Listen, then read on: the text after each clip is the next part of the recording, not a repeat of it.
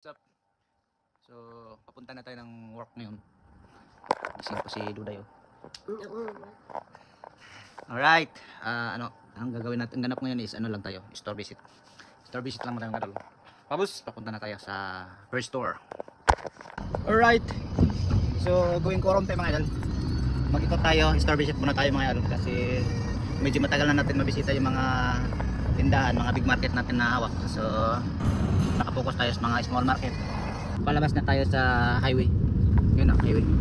So yun lang, update ko na lang kayo mamaya mga idol.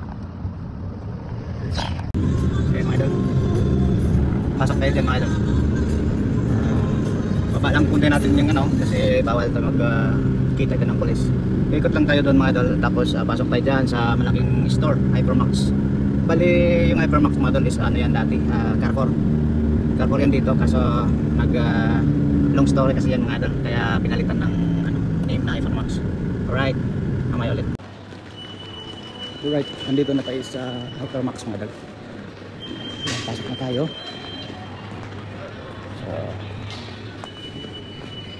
So ang dami kong item dito.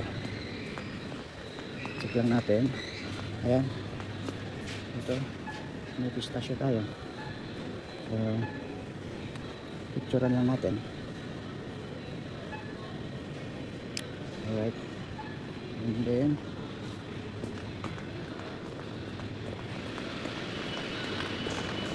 mga item din ako dito.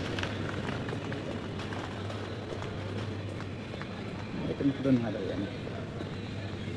So shout out sa mga merchandiser mga idol. So may ulit mga idol, dito na lang tayo pagkatapos na ako. Alright mga idol, tapos na tayo dito sa store 1. So punta tayo dun sa Grand Mall store 2. After is Mall of Buman last. So yun lang, tatlo yung i-visit natin ngayong araw. Tapos pag matapos tayo ng maga, yun, kawin tayo ng maga. Alright mga idol, andito tayo sa Grand Mall. Ito yung Grand Mall ng idol. Yan. So harap ng Mall Avenue. Yan mga idol, Avenue Mall. Pasok tayo dito mga idol kasi may stocks din tayo dito. Ayun mga idol, ito, Hypermax. Ito na yun mismo mga idol. So, pasok tayo dito sa loob. Hypermax Grand Mall. Alright, yan. Check natin yung item natin dito mga idol. Kasi may mga produkto din tayo dito. Wala masyadong tao. Magalas 12 na. At the same time, ito pa rin yung pinakauna. So may update ko na lang kayo mga idol. So we're done mga idol. Ayan, itong building na to, sobrang laki. Yan, lipat tayo dito sa kabila. So going now, Mall of Buman mga idol, is tapos na tayo dito sa Grand Mall Hypermax. Ayan. So palabas pa lang tayo sa highway. So sa highway, baba tayo ng cellphone kasi na delikado. 15 real yan pag nahuli tayo ng pulis. Alright, yun o, sobrang traffic. So pakita ko sa inyo, ayan yung Mall of Buman mga idol. Sobrang laki niyan. Siguro mga maliit konti ng estimikambal yata. Hindi ko magkakamali kasi pataas to eh.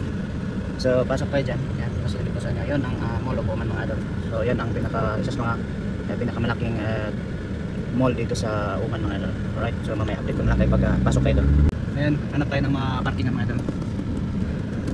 Hindi ako nagkakamali, itong Mall of Buman, parang sa atin to sa Pinas is Mega Mall, is Mega Mall. Parang ganun yata kalaki mga idol. Sobrang laki dito ng mall. Ayan. So hanap lang tayo ng parking mga idol. Ayan o. So Hypermax, Mall of Buman. Pasok tayo mamaya dyan kasi nga may mga stocks din tayo dyan na dapat bisitahin. So napakahaba tong parking area nila pag dito sa outside. Pero may parking doon sa baba. So okay lang, dito na lang tayo para accessible ka pag alis natin. Yung meron dito tayo sa loob. So punta na tayo dun sa Hypermax. So may grocery. Yun. So shout out sa mga merchandiser. So ayan, nakawork ko yan. So galing kayo sa taas mga idol. So ayan, papunta na tayo dito sa may Hypermax. Hypermax na tayo mga idol. Ayan, dito na tayo mga idol mismo, Hypermax.